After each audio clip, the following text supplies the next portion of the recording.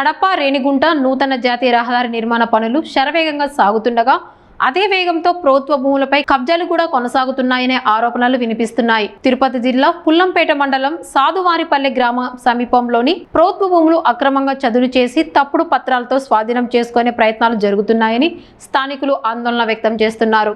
తిరుపతి జిల్లా పుల్లంపేట మండలం సాధువారిపల్లె గ్రామ సమీపంలోని సర్వే నెంబర్ 67లో సుమారు 173 ఎకరాల ప్రభుత్వ భూమి ఉంది. ఈ భూమికి ఆనుకొని కడప రేణిగుంట నూతన జాతీయ రహదారి నిర్మాణం జరుగుతోంది.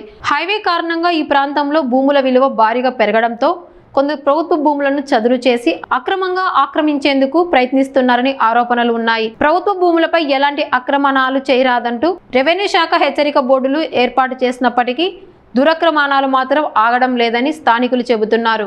రాజకీయ ఆర్థిక పలుకుబడిని అడ్డుపెట్టుకుని కొందరు తమకు నచ్చిన విధంగా ప్రభుత్వ భూములను ఆక్రమిస్తున్నారని ఆరోపిస్తున్నారు. జాతీయ రహదారి నిర్మాణం పూర్తయ్యేలోపు ఈ ప్రభుత్వ భూముల్లో శాశ్వత నిర్మాణాలు వెలిసే పరిస్థితి ఏర్పడే అవకాశం ఉందని స్థానికులు ఆందోళన వ్యక్తం చేస్తున్నారు. కోట్లాది రూపాయల విలువైన ప్రభుత్వ భూములను పరిరక్షించేందుకు రెవెన్యూ అధికారులు కఠిన చర్యలు తీసుకుంటారా లేక హెచ్చరిక బోర్డులకే పరిమితం అవుతారా అనేది ఇప్పుడు చర్చనీయాంశంగా మారింది. ప్రభుత్వ భూముల పరిరక్షణపై అధికారులు వెంటనే స్పందించి అక్రమాలను అడ్డుకోవాలని స్థానికులు డిమాండ్ చేస్తున్నారు. ప్రస్తుతం ఈ వ్యవహారం పుల్లంపేట మండలంలో తీవ్ర చర్చకు దారితీసింది.